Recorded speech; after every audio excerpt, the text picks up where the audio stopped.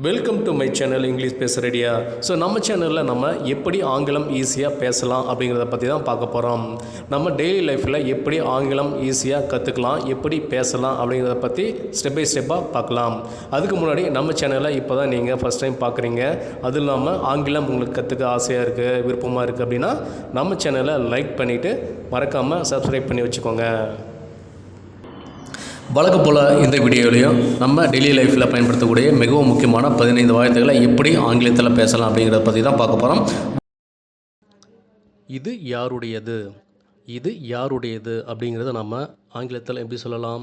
இது யாருடையது அப்படிங்கிற வாக்கியத்தை நம்ம ஆங்கிலத்தில் எப்படி சொல்லலாம்? இது யாருடையது, இது யாருது அப்படின்னு நம்ம கேட்குறோம்ல, எப்படி சொல்லலாம்? Whose is this, whose is this. So whose அப்படின்னா யாருடைய அப்படின்னு அர்த்தம். ஸோ ஹூஸ் இஸ் திஸ் அப்படின்னா இது யாருடையது அப்படின்னு நம்ம ஒரு கேள்வியை கேட்குறோம். ஓகேவா? ஸோ எப்படி சொல்லலாம்? இது யாருடையது அப்படின்னா ஹூஸ் இஸ் திஸ் அப்படின்னு நம்ம கேட்கணும். ஓகேவா? அடுத்த வாக்கியத்தை பார்ப்போமா?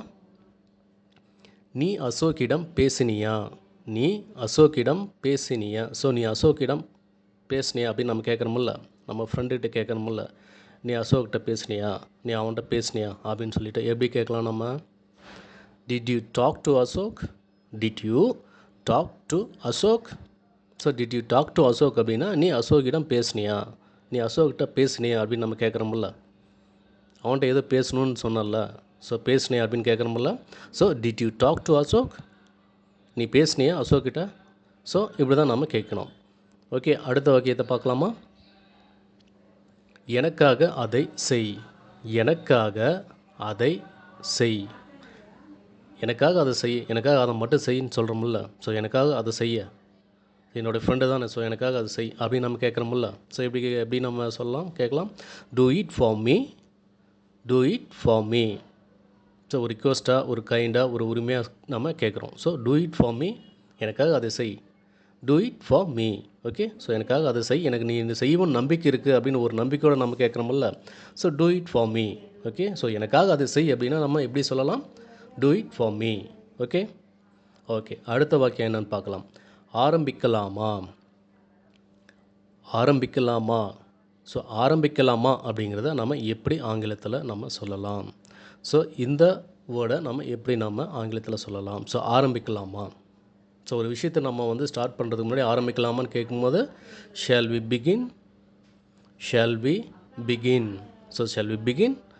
ஸோ ஆரம்பிக்கலாமா அப்படிங்கிறத நம்ம எப்படி சொல்லலாம் அப்படின்னா shall we begin. Okay, so ஒரு விஷயத்தை ஸ்டார்ட் பண்ணுறதுக்கு முன்னாடி நம்ம எல்லாத்தையும் கேட்குறோம்ல, ஸோ ஆரம்பிக்கலாமா, எல்லாம் ரெடி அப்படின்னு சொல்லிட்டு ஷால் வி பிகின். ஓகே, ரொம்ப ஈஸி. அடுத்த வாக்கியம் என்னன்னு பார்க்கலாம். நீ ரொம்ப புத்திசாலி, நீ ரொம்ப புத்திசாலி அப்படின்னு நம்ம சொல்கிறோம்ல. ஸோ கிளாஸில் டீச்சர்ஸ் நம்மளை சொல்லுவாங்க, ஸோ நம்ம ஒர்க் பண்ணுற இடத்துல சொல்லுவாங்க, சரி நீ ரொம்ப புத்திசாலியாக இருக்குன்னு.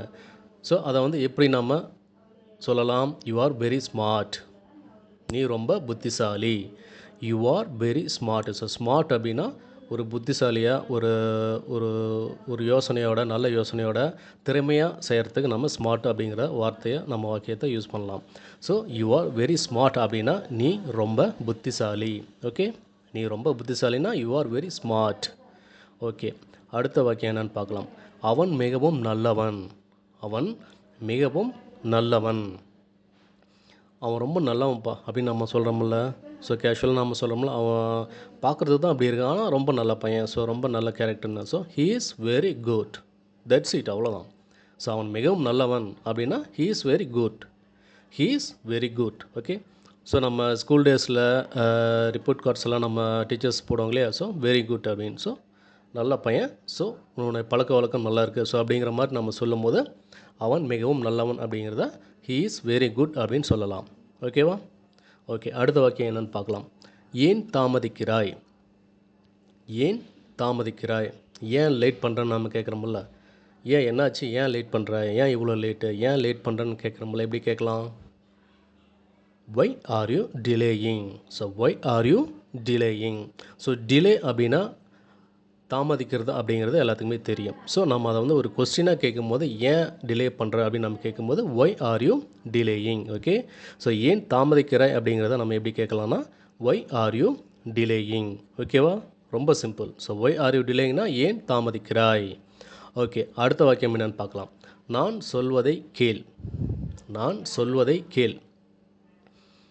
ஒரு ஆர்டராக நம்ம சொல்லலாம், இல்லை ஒரு ஒரு கைண்ட்லி ரிக்வெஸ்ட்டாக நம்ம சொல்லலாம். ஸோ நான் சொல்கிறத கேளு, அதுதான் உனக்கு நல்லது அப்படின்னு சொல்கிறோம் இல்லையா. Listen to me, listen to me. நான் சொல்கிறத கேளு, அது நான் சொல்கிறத செஞ்சால் நான் சொல்கிறத கேட்டு செஞ்சின்னா அது நல்லபடியாக இருக்கும் அப்படின்னு நம்ம சொல்கிறோம்ல. ஸோ அதை எப்படி சொல்லலாம்? லிசன் டு மீ, நான் சொல்வதை கேள். இதுவே ஆர்டராகவும் சொல்லலாம். ஸோ லிசன் டு மீ அப்படின்னா ஸோ நான் சொல்கிறத கேள், அவ்வளோதான். ஓகேவா? சிம்பிள். அடுத்த வாக்கியம் என்னென்னு பார்க்கலாம். நீ நாளை நிச்சயமாக வருவாயா. நீ நாளை நிச்சயமாக வருவாயா. ஸ்கூல், காலேஜஸ், ஆஃபீஸ் எல்லாத்துலையும் நம்ம கேட்குறோம், நீ நாளைக்கு நிச்சயமாக வருவியா. எப்படி கேட்கலாம்?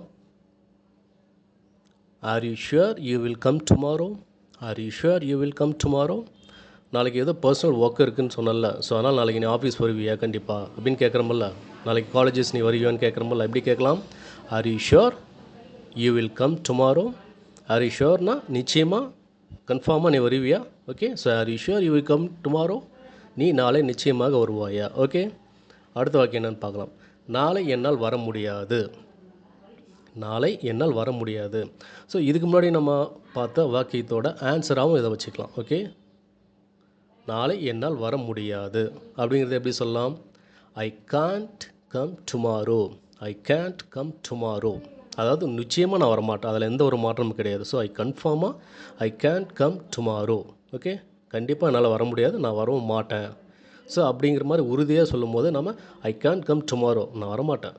Very simple. ஓகே, ஸோ நாளை என்னால் வர முடியாதுன்னா ஐ Gantt come tomorrow. Okay okay, அடுத்த வாக்கியம் என்னென்னு பார்க்கலாமா. ஏன் இப்போ அழுகிற. ஏன் இப்போ அழுகிற. நம்ம வீட்டில் பசங்கள்லாம் அடம்பிடிப்பாங்கள்ல. ஸோ அவங்ககிட்ட நமக்கு ஏன் இப்போ அழுகிற, இல்லை நம்ம ஃப்ரெண்ட்ஸ் செய்கிற ரொம்ப சோகத்தில் அழுவாங்க, ஃபீல் பண்ணுவாங்க. ஸோ அப்படி கேட்கும்போது நம்ம எப்படி சொல்லலாம்? Why are you crying now. Why are you crying now. So நம்ம கொஸ்டினாக நம்ம கேட்கும்போது ஸோ ஒய் வந்து நம்ம முன்னாடி ப்ளேஸ் பண்ணுறோம். So why are you crying now. So ஏன் இப்போ அழுகிற. Why are you crying now. Why are you crying now அப்படின்னா ஏன் இப்போ அழுகிற. ஓகே, புரியுதா? ஏன் இப்போ அழுகிற அப்படிங்கிறத எப்படி கேட்கலான்னு why are you crying now. Okay, அடுத்த வாக்கியம் எனக்கு கொஞ்சம் கொடு. எனக்கு கொஞ்சம் கொடு.